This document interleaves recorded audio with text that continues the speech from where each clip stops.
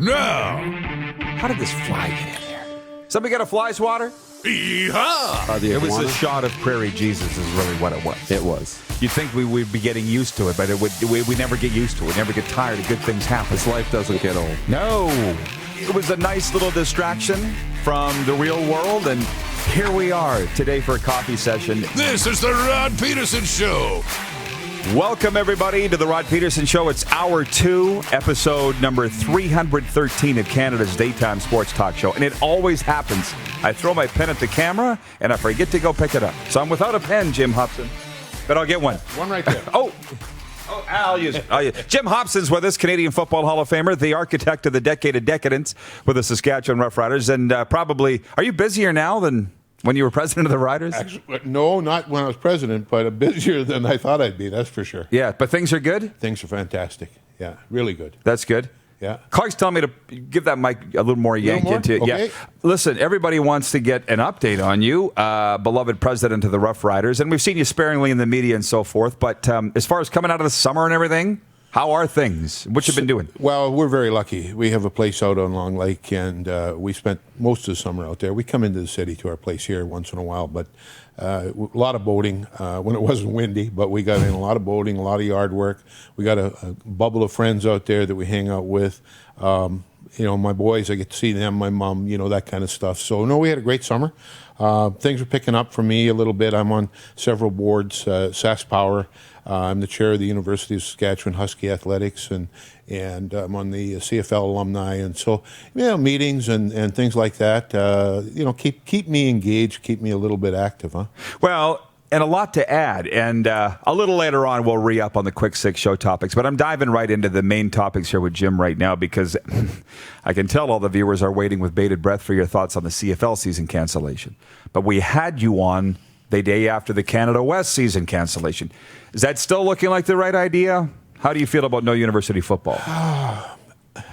I understand the decision. I feel badly for the players and the coaches and the fans and so on.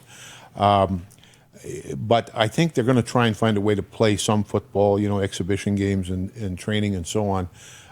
For me, I think this year is gone in terms of sports for the things we have here. I mean, baseball's still going along, and golf's got their tournaments without fans and NBA and so on. But I think we really got to concentrate on next year and coming back stronger than ever. If we don't have a season next year, if we don't have bums and seats next year, then I don't know if the CFL can survive. So you're talking strictly CFL only? CFL. Yeah. I'm talking CFL, college football, junior football, all those things will come back. And the kids are still playing football. There's still a lot of PE programs and so on. But if we don't find a way to get bums and seats next year, and a substantial number, I know we unlikely to have full attendance, but if we get up to a third, maybe even a half, I don't know if that's possible, but we got to find a way to get bums and seats. We got to drive some revenue. We got to engage with our fans. I was excited on the weekend. I was kind of down this weekend because I don't like to admit it, but I didn't miss football as much in the summer as I thought I might have, because it's summer, you're busy, all kinds of things, and you're thinking that maybe a season is still going to happen. But it really hit me last week, and it really hit me on the weekend, and when we didn't have our Labor Day game, when I wasn't able to do the Labor Day weekend thing, and that included not just the game, but get-togethers and so on. But it hit me, and I think I told Mary McCormick, it was the first time in over 50 years that I wasn't involved in football in some way.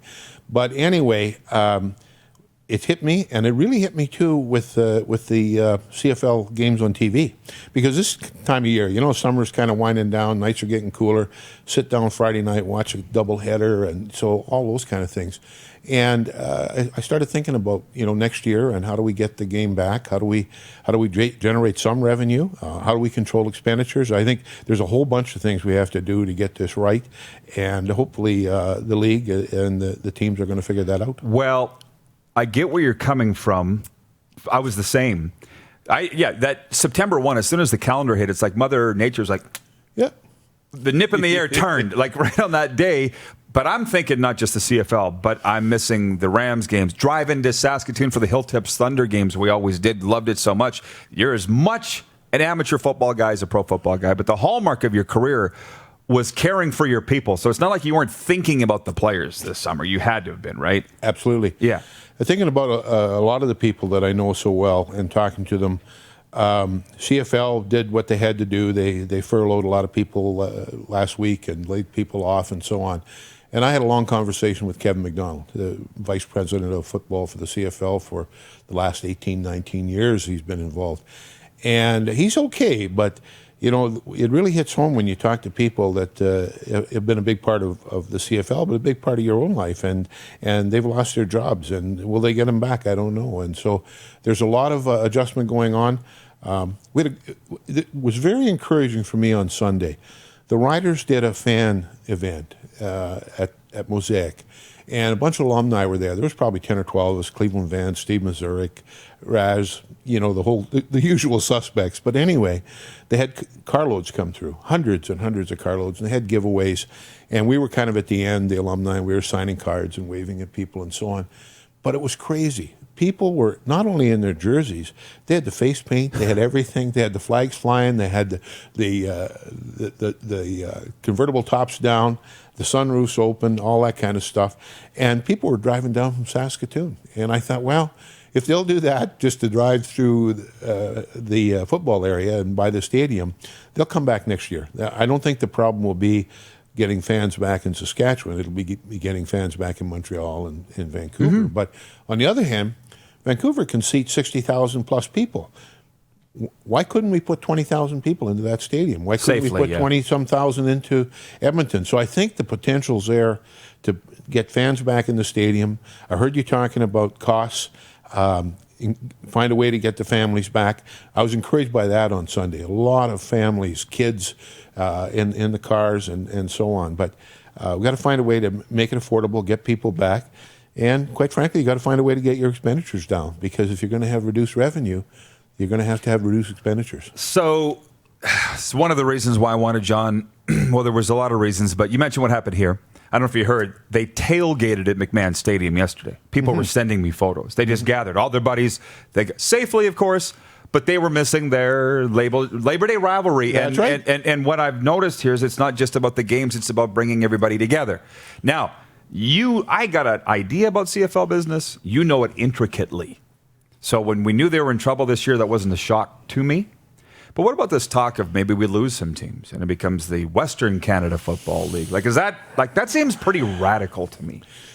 I think it is radical at this point in time, but Rick Lollisher and I used to have that conversation many, many years ago about the league, and you know, we don't want to become the Western Football League and bus from Edmonton to Calgary and Regina and so on. I don't think we're at that stage yet, but we certainly have to figure out that's the thing that I think we have to do first. Who are we? And I know Randy has really pushed this idea of a global CFL and so on, but for me, I think you have to put that on pause right now. You just got to push pause, and whether it's a 1 year, 2 year, 3 year, maybe forever, I don't know. But we need to worry about Canada and getting bums and seats in Canada. Let's face it, the pandemic is worldwide, so Denmark and Mexico and these other countries, they're hurting too, and they're not going to be looking at putting a bunch of money into football, Canadian football at this point in time. So back to basics. We're the Canadian Football League. What are the things we do best? We connect with fans. You know, a lot of us really do. We give players the opportunity to play that maybe aren't going to get a chance to play somewhere else, and they become stars and connect and so on. The game day experience, I think, is second to none. We're not the NFL in terms of hype and so on, but you can't beat being at Mosaic Stadium on Labor Day or Calgary or Ottawa and so on. So I think we've got to get back to that and figure out what works. Key, of course, is the relationship with the players, and I think they're working on that. You got to have an unbelievable relationship during tough times, because there's going to have to be some tough decisions. Will the money be there? I don't know if we can keep paying them, even what we have been paying, which isn't a lot. But we certainly got to talk about that. Roster size.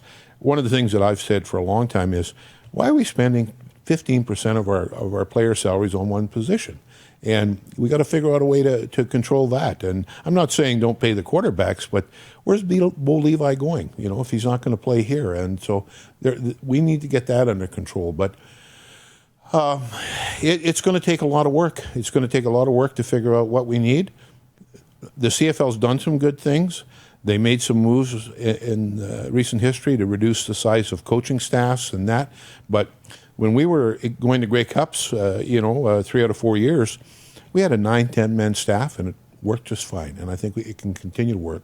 You were busy, but you got it done, right? That's what's fun about it. That's right. And, it can work. I mean, I'm not saying go back to when I played and we had 3 and 4 man staffs, but certainly we know that we can make it work with 8, 9, 10, and all the other things too. So it's going to be a challenge, no doubt about it. And I'm not particularly worried about Saskatchewan at this point in time because of the passion, because of the connection. Having said that, I give Craig and the Riders credit for doing what they did on the weekend, because they're not just taking for granted the love that the fans have for the Riders and they'll come back. Well, they're not going to come back if you don't keep them connected and you don't give them a price point that they can live with. Huh? We have comments coming in from across the country. They're probably too far gone for the guys to find out. But Jamie's watching in Halifax mentioned, what does this mean for a team in Halifax for the CFL? Does it end that? There it is, Jamie. Will COVID demolish the thought of having a team even make sense here in Halifax? My take, once the CFL gets their business straightened out, because we got the bridge is burning, Jim, right? We're trying to figure out how to get to the other side. When that's done, and you have cost certainty, not just within the salary cap and the coaches and upstairs, if you got cost certainty, I think it would make a lot of sense for somebody to invest in Halifax or in BC. Would you want to buy the Lions right now? I don't think so. This cost certainty and having a manageable business model here, because the product's great, would make these teams attractive to own. I agree with you 100%, Rod. I think Halifax and guys like Gary Drummond are going to look at the new league with even more positive lenses, because if we have cost certainty, if we have a model that 20 to 25,000 bums and seats works, and that we've always said that's the right number for a Halifax, for a Hamilton, and in fact several places in Canada. And so I think they'd be happy to come back in. It's not going to happen next year, might not happen the year after, but there's no reason that it can't still be there. I do think though, for a Halifax, we need the coast to coast. They want to see Montreal in there. They want to see, sure, Ottawa and Toronto and so on. So I think it'll happen. I don't think it's dead, but it's probably 2 or 3 years away. So you talk about coast to coast. So we had a viewer in Halifax, right? And this guy's in Vancouver, John O'Flynn. Jim Hopson, may I ask your best memory about the BC Lions when visiting BC Place? What comes to mind when you think of that place? I guess I'm doing what Kenny Miller always said. I'm looking at the bad stuff, and I remember the year we went out there, and we were playing in the temporary stadium. Empire, oh yeah. And you know what? That was a pretty good facility, And that's the game that we needed to win to turn our season around. And it was 2011, and we lost a game we should have won. The Lions won it, and they went on to win the Grey Cup that year.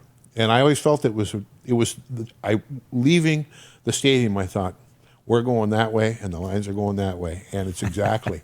But I had great experience. I loved going out to BC and the environment. And remember, we're kind of thinking about the last few years, but you and I remember days when that place was rocking. 55,000. Oh, it was amazing. Crazy in there and loud. And so it can happen again. It really can. And the right owner, David knows he needs to sell. And, of course, how do you sell right now? Of course, that's the challenge. He should have sold. He should have sold, yeah. I'm sure he's thinking that. We all have thought that about certain things. Yeah, right. Do you still have the restaurant in Stoughton? No, the hotel. We sold. Oh, aren't you glad you did? Yeah. Well, it's doing okay. It's kind of hanging in there, but that's really something for our restaurant owners and hotels and so on. Though, terrible. Man, I'm trying to support them, and I think you are as well. I mean, oh yeah, we got to get them through this, huh? That and so many fundraisers I've donated. Red Sox 50-50, the Thunder Lottery. People support these things when you see them come across digitally because this is the only way that they can make money right now. Jeff in Calgary is a Stamps fan. He says Calgary is a huge unemployment issue right now. Even passion won't help if people can't afford tickets. And that's true. That's the whole part of working together, however, and I still think it can be done. To Empire Field, though, you had a point? No, Sorry. We are so fortunate right now in Saskatchewan. Overall, we're doing pretty well, our economy and our cases and so on. But I have a daughter in Alberta, and it's not as bright and sunny in Alberta. They've got a lot of unemployment, a lot of challenges. Their numbers are up. So I agree that that's discretionary money when you go to a football game, when you go to a hockey game, when you go to a concert. So we've got to find a way to make it affordable. For sure. How much trouble are the Flames in? You talk about can't afford Stamps tickets. The NHL's another stratosphere. And I don't know, I just got to tell this story because you know how close Eddie Johnston and I were. This is how times have changed, Jim, in this world of sports. That game in Vancouver, our kicker was hurt, Luka Kanji. I think he got hurt in the game. So Greg Marshall sent Eddie Johnston out to kick a field goal. He's our punter. And Eddie's like, I don't kick field goals. And Marshall was like, well, who else is going to kick it? Get in there. So he line drived it. And on the postgame show, Marshall ripped Eddie Johnson, basically said that he cost the Riders of the game in Vancouver. It didn't come down to one field goal, as you know. But anyways, all Eddie's friends were listening on the postgame show. Texted Eddie, the coach just ripped you on the postgame show on CKRM. Eddie went and tore a strip off Greg Marshall. What a year. It was ugly. People conveniently forget 2011, don't they, when they think about the decade of decadence? Well, we came off 4 great years, and then we and you knew we were going to have a bit of a letdown. I didn't expect it to be as bad as it was, but in many ways, it set the stage for us to bounce back in 12 and then win it all in 13. So that was the key, I think, was recovering. But it was not a good year. No, we got to go through hell to get to heaven, as they say. Yeah. Craig Smith writes in, Jim, would you ever get back into the CFL in some capacity? Thoughts on that? I don't think so, but, I hate to say never. You don't know what's out there. I didn't think Rick Lawlisher was going to come back as president of the BC Lions, and I think he's been a great fit out there, and he's really enjoyed it, but he knew he was going in. He thought he was going in on a temporary basis, but now with COVID, I think he wants to stay, through the worst of it to help him get back on track. But no, I mean, I love football. I love being around football. You know what it's like. You've spent your whole life in sports, and it's pretty hard to walk away, huh? Oh, yeah. Wouldn't want to. Yeah, no, you wouldn't. I don't know what else I'd do. One more before I let you go. So John in North Vancouver says, I'm going back to listen to Grapes. Thank you, Jim Hopson, for your BC Lions memories. Now, you missed that. You didn't get here. I think you were driving here while Grapes was on. I just got to tell you, your thoughts on Don Cherry, because you talk about walking away from sports. Jim, he said he thinks he's forgotten. He goes, it's nice to see you guys haven't forgotten. Actually, he said you people, and we can't decide if he meant to say that or if it was just slipped out. But he got choked up. He goes, I'm getting goosebumps, he said, that people are still talking about me. Of course, he gave his thoughts on the Stanley Cup playoffs. But you mentioned the suits and the ties and everything that Don Cherry brought to hockey. How could the guy be forgotten? He'll never be forgotten. Well, he certainly won't be forgotten by guys like me and yourself and so on. I mean, the reason that I often tuned into Saturday night hockey was to see Don Cherry. I made sure that, and I didn't always agree with him. There was times he really, could really tick you off with some of his opinions and so on. But what you got to love about him is how authentic he is, how much he cares about Canada. He truly cares about Canada. He cares about our military. Yeah, he's old school. He's, he's a dinosaur in some ways, but you knew who he was. And the thing that I really appreciated about him, he never tried to pretend to be something he wasn't. This is who I am, and if you don't like it, that's okay. I think he loves people. He's a professional though. The guy worked hard at his craft. He didn't just show up and start talking. He was ready. Well, I've brought this up to you a few times. It was your line that life has a way of getting you where you need to go. And I don't know if you remember telling me that. Yeah. But look at Cherry. He got into this to be a hockey coach. He became famous being a broadcaster. He didn't plan that. No, I don't think so. No. Right? Yeah. So I don't think you ever planned to be president of the Saskatchewan Roughriders. It was not on my to-do list. Let's put it that way. But when the opportunity came, I found out that I'd been preparing myself to do it for most of my life, and it wasn't as big a transition as I think some people would have thought. But you don't know where you're going to end up, and you should prepare yourself. Well, it's amazing, by the way. I ran into Dale West. For those that don't know, just a lovely man, Hall of Fame Rough Rider, returned to pick 6, I believe, in the 1966 Grey Cup. Anyways, I ran into him in Safeway on the weekend, and he said the rider board needs more alumni on it because it worked great when we had our last alumni in there. That was from Dale. And I said, just a word of advice, Dale, it's not a good time to learn to swim when you're drowning. Talking about the panic now isn't going to fix anything, in my opinion. It's funny. When I went on the rider board as an alumni back, 20 years ago or whenever it was Dale and I. And the alumni talked, and they said, well, we want either you, Jim, or Dale to do it. And Dale was on the school board then. He said, and so he, Dale, he was like, as long as we have an alumni. And it was a good thing to have an alumni on that board. And it's not even a bad thought to think about it again. That's for sure, huh? All right. Always good seeing you, Jim. Thanks for the time. Always great. Thank you. All right. Jim Hopson joining us in the bunker. DuPont will come back. We're going to talk about Queen's Plate and the Sports Doctor coming up, too. It's the RP Show, episode 313 of Canada's daytime sports talk show. Continues after this on Game Plus TV Network, Facebook Live. You're watching Rod Pedersen on demand. For more of The Rod Pedersen Show, visit rodpedersen.com or follow Rod Pedersen on social media.